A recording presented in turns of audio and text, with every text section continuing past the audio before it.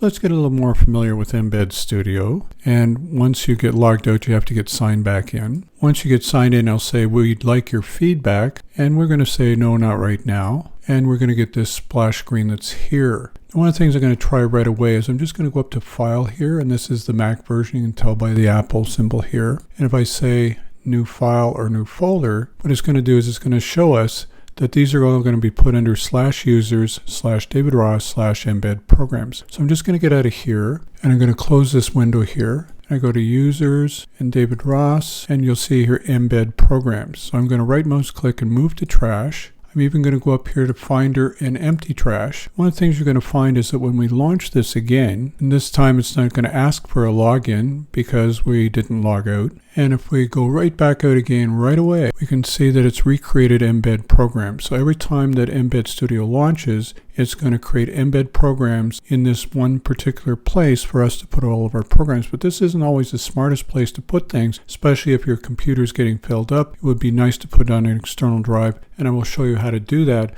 once we see a similar thing with the Windows version of MBED Studio. Here we are in Windows 11 and we just logged in.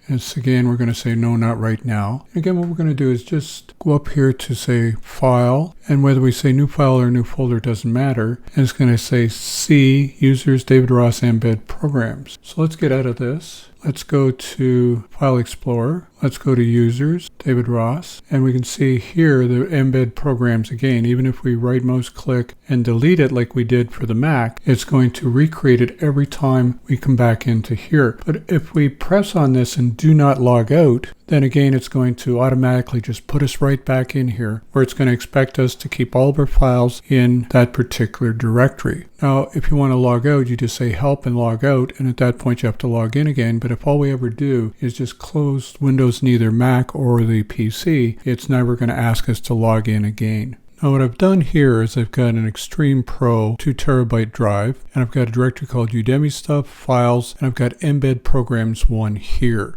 And that's where I want to store all the programs that I'm going to create using MBED Studio. So all we have to do is say File here, Open Workspace. And then we can go to Extreme, Udemy Stuff, we can go to Files, we can go to Embed Programs, and we can just say Open. And at that point on, it's going to switch and always use my hard drive. And I can find that out by just saying File, New Folder, and you can see here that it's going to put it into the Embed Programs 1, any subfolder, any file. And that's how I can very easily switch over. Here we are back here on Windows 11, and what we can do again is say File, and we can say Open Workspace, and we can go to Udemy Stuff, Files, and Embed Programs and say Select Folder, and then we can use all the stuff that we've done here. If we don't do this, that means that we're stuck to always using it on one computer in one particular space and filling up our hard drive very quickly. By doing it this way, we can actually use that hard drive, move it around, and take it to multiple computers, and that's all we have to do to transfer files is just have